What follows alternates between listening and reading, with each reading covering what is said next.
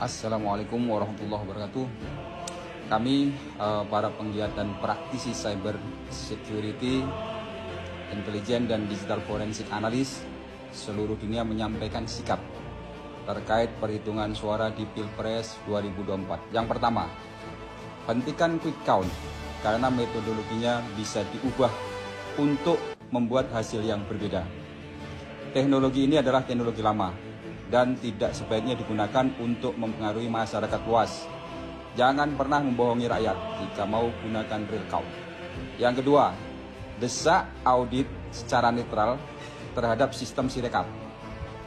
Libatkan semua auditor netral, baik dalam dan luar negeri, serta perwakilan dari tim pemenangan masing-masing paslon. Yang ketiga, kami tidak peduli paslon mana yang menang. Semua sudah ditakdirkan oleh Allah jauh hari sebelum dunia ini terbentuk.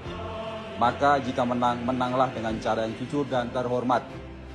Kalaupun kalah, dengan cara yang sama, terhormat. Yang keempat, desak untuk bersama-sama melakukan evaluasi secara menyeluruh, bukan saja hasil dari yang tertampil atau front end, tetapi langsung akses ke super user atau administrator. Tujuannya agar skrip utama bisa direview bersama-sama. Yang kelima, lakukan analisa forensik digital untuk semua hasil C1. Berasal dari mana dan metadatanya seperti apa. Yang keenam, metadata itu adalah yang terkait dengan informasi detail apa saja yang menempel di dalam gambar yang diunggah. Biasanya berisi mengenai timestamp, kemudian location, foto setting, ada ISO speed, ada aperture, ada focal length, resolution, dan lain sebagainya. Kemudian take by apa, atau foto itu diambil oleh apa.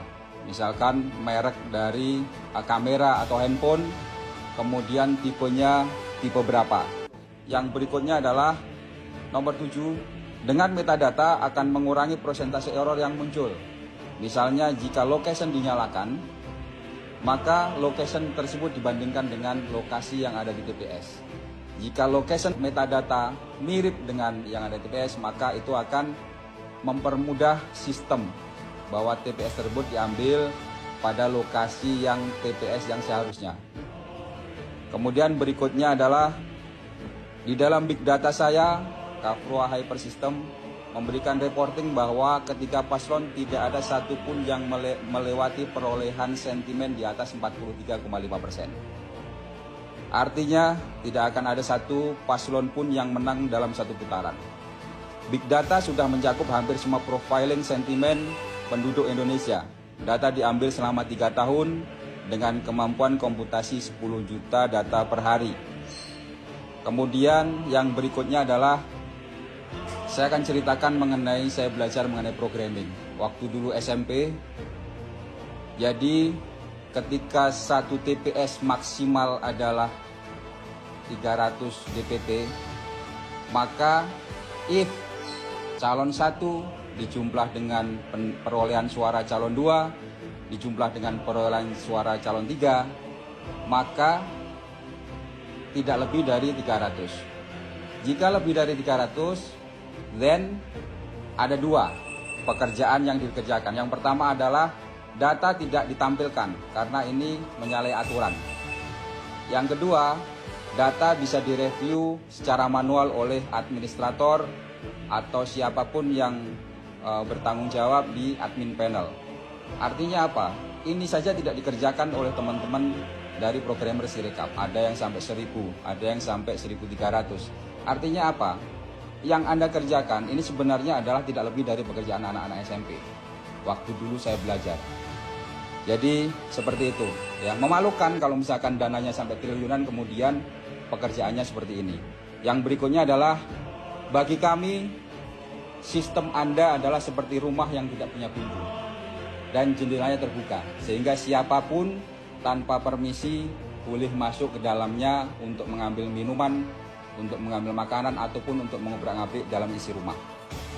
Yang berikutnya adalah segala perbuatan licik dan culas di dalam Pilpres, baik disengaja maupun tidak, maka akan menghasilkan pemimpin yang buruk dan tidak sesuai dengan harapan. Pemimpin yang buruk akan membuat semua masyarakat Indonesia merasakan akibat dari keburukan itu. Maka kami mengingatkan bahwa balasan Allah itu nyata, baik secara instan maupun ditunda. Maka berhati-hatilah dan pikirkan kembali akibatnya. Yang berikutnya adalah mohon izin para suhu, para mentor, para guru, dan adik-adik didik kami yang sudah membuat sistem ini. Ingatlah, dulu kalian bersama-sama digembleng untuk mendapatkan ilmu yang luar biasa, di mana ilmu ini tidak semuanya orang bisa, tidak semuanya orang mampu. Mengenai keamanan data dan jaringan, mengenai bagaimana cara hacking, mengenai bagaimana mengamankan segala hal yang terkait dengan rumah kalian. Nah, dengan ilmu itu diharapkan dapat dijadikan alat untuk kebaikan. Janganlah mengkhianati para guru dan kiai kalian. Sampai kapanpun kami ini adalah murid dan santri. Diberikan ilmu yang lebih dari yang lain adalah wasilah untuk membantu yang lemah dan tertindas dalam menuntut hak-haknya. Jangan dibalik, maka masih ada kesempatan untuk bertobat.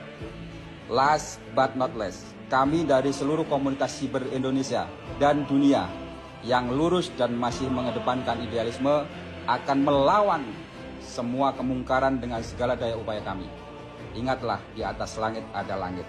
Wassalamualaikum warahmatullahi wabarakatuh.